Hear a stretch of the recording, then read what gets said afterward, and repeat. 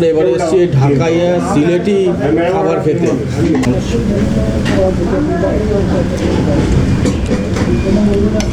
ভাত,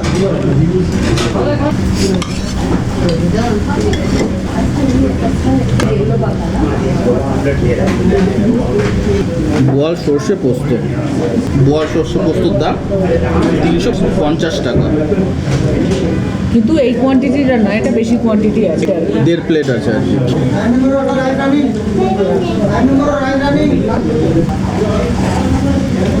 একটু মেখে দেখি খেয়ে কি ব্যাপার।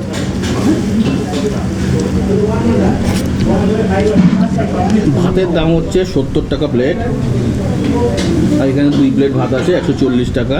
বোয়াল সর্ষে পোস্তর স্বাদ আছে, একদমই বেসিক।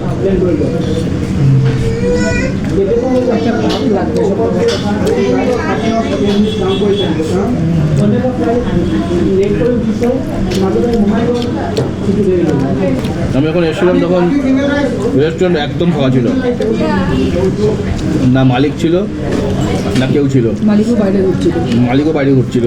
আমরা আসার পর 1 বাই 1 এখন পুরো রেস্টুরেন্ট ফুল।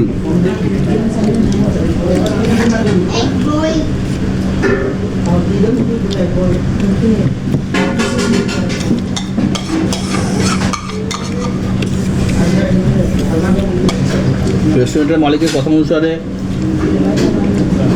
একসময় ওনার কাস্টমার 100% কলকাতার বাঙালি ছিল, তারপরে ধীরে ধীরে সে কলকাতার বাঙালি কমে 30% হয়ে যায়, কিন্তু বাকি 70% কাস্টমার হয়ে যায় বাংলাদেশের। রিসেন্টলি বাংলাদেশেরই 100% কাস্টমার আসতো, কিন্তু ভারত বাংলাদেশের গন্ডগোলের পরে কিন্তু একদম কাস্টমার আসা বন্ধ হয়ে গেছে। এখন বেসিক্যালি যেমন দেখতে পাচ্ছি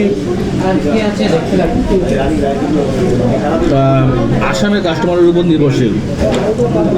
কলকাতার কাস্টমারও কম হয়ে গেছে।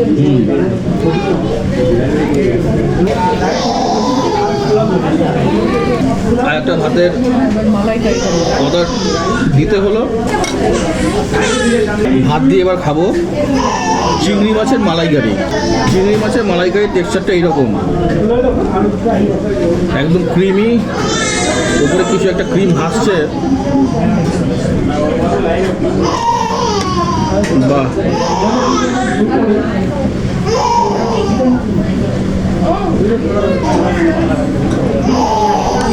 চিংড়ি মাছ। আমি এরকম চিংড়ি মাছের মালাইকারি কখনো দেখিও নি, কখনো খাইও নি। আমরা বাংলাদেশি স্টাইলের খাবার খাচ্ছি, বাংলাদেশি খাবার খাচ্ছি, চিংড়ি মাছের মালাইকারি আমার মা মাসিদের রান্না খেয়েছি, কিন্তু এরকম মনে হচ্ছে না আনারসের টুকরো, দুধের মধ্যে আনারসের জুস, মানে এমন একটা ব্যাপার হচ্ছে আর কি। ব্যাপারটা দেখি খেয়ে কেমন।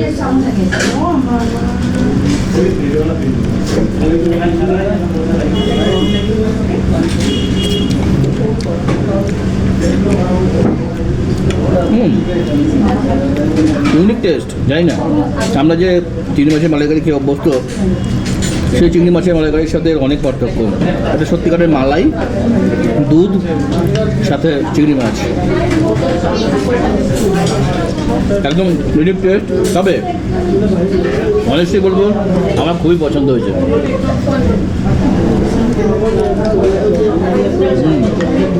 আমার কিন্তু খুব ভালো লাগছে, আমি আরও নেব।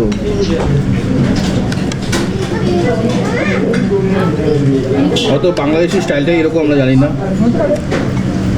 মালাই, বাহ, মালাই ইন দ্য সেন্স দুধ, ঘন করে জাল দেওয়া দুধ, একটু নুন লাগবে।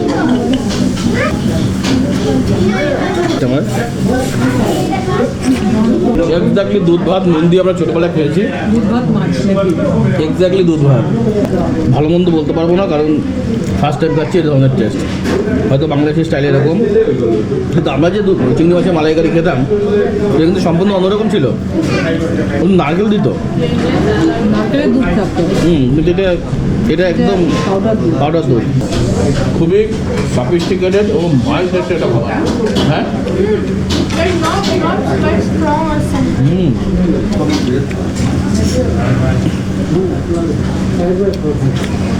চিকেন ড্রাই ফ্রাই নামের সাথে কিন্তু দেখতেও একই রকম লাগছে।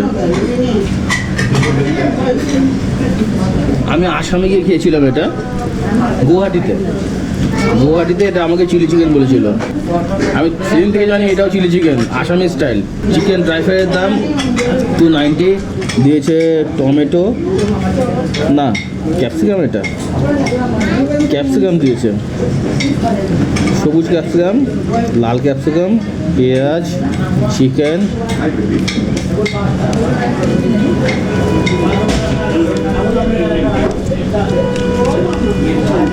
Smoky flavour. না, আমি গুয়াহাটিতে যে চিকেনটা খেয়েছিলাম সেই চিকেনটাও একটু ভালো ছিল। সেই চিকেনটা সাধারণ একটা শিক কাবাবের মতো, আর এই চিকেনটা গায়ে একটা ব্যাটার লাগানো আছে যেটা চিলি চিকেনের জন্য লাগানো হয়, সেটাকেই গ্রেভিটা না দিয়ে চিলি চিকেন না বানিয়ে চিকেন ড্রাই ফ্রাই করে দিয়েছে। ভাতের সাথে তো ভালো লাগার কথা। আলু পরোটা, ধরুন পরোটা রুটি টাইপের সঙ্গে ভালো লাগার রুটি, ভাতের সঙ্গে ভালো লাগবে না বলেই বোধহয় মাংস দেখা যেতে অত ভালো লাগলো না। Because this is sweet. আমরা এই পর্যন্ত 3 প্লেট ভাত নিয়েছি, মানে 210 টাকা। আলু ভর্তার দাম কত? 80 টাকা। মাছ ভর্তার দাম 150 টাকা। ডালের দাম 100 টাকা। এটা এক্স্যাক্টলি কী ডাল? বলো মুসুরির ডাল বলো না, মিক্স ডাল, কারণ হচ্ছে এর মধ্যে মটর ডাল বা ছোলার ডালের মতো কিছু দেখা গেছে আর কি। আচ্ছা, চিকেন ড্রাই ফ্রাইয়ের দাম হচ্ছে 290 টাকা, আর বোয়াল সর্ষে পোস্ত তোর দাম কত ছিল? 350 টাকা পার প্লেট। হ্যাঁ, এখানে বেশি আছে। আচ্ছা, আর মালাইকারি চিংড়ি মাছের মালাইকারি তার দাম কত? 350 টাকা। এবারে খাবো মটন ভুনা। টেক্সচার দেখে তো অসাধারণ লাগছে, তবে আমার মনে হচ্ছে ভালোই হবে। তেল ঠিক আছে, পেঁয়াজ তো ঠিকই দেখা যাচ্ছে, কালারও ঠিক আছে, কিন্তু ভেতরে আলু দিয়েছে। যে খাবার ভেতরে আলু দেওয়া হয় না, সে যদি ভালো করে রান্না না হয় সর্বনাশ করে ফেলে তার। ওকে, মটন ভুনা।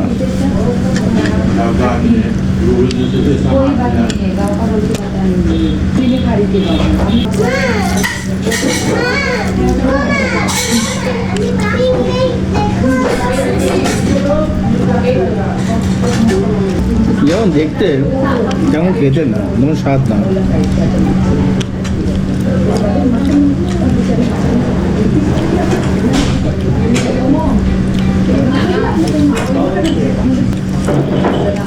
কিছুক্ষণ আগে বড়বাজার ঘুরেছি, বড়বাজারের মাটনের দোকান ঘুরেছি। বড়বাজারে যত মটনের দোকান আছে সেখানে যে মটন সাপ্লাই দেয়, আমি তো নাম বলছি না, তার সাথে কথা হয়েছে। তার কথা অনুযায়ী শিলংয়ে কোথাও পাঠা বা খাসি বিক্রি সেভাবে হয় না, আর যদিও হয় খুব রেয়ার। সেখানে বিক্রি হয় একদম ছাগল, তাই না? সেই জন্যই হয়তো আমাদের কাল থেকে যেখানে যেখানে মটন খাচ্ছি, মটনের স্বাদ মটনের মতো লাগছে না। মটন ভুনা দাম কত? 280 টাকা। দোকানদারের সাথে কথা হচ্ছিল, দোকানদার বলছে আমার কাছে যত কাস্টমার আসে সব বাংলাদেশে এসে বলে আলু ভর্তা নেই। কারণ উনি আলু ভর্তার জন্য বিখ্যাত। উনি আলু ভর্তাটা ভালো বানায়, সবাই জেনে গেছে সেটা, তাই না? এবার একটু স্যালাড খাওয়ার পালা। স্যালাডের মধ্যে রয়েছে শিলংয়ের সেই বিখ্যাত লেবু, পেঁয়াজ আর শসা, সাথে একটু কাঁচা লঙ্কা। শিলংয়ে যেখানেই স্যালাড দিচ্ছে সেখানে এই ধরনের লেবু খুব করে সার্ভ করা হয়।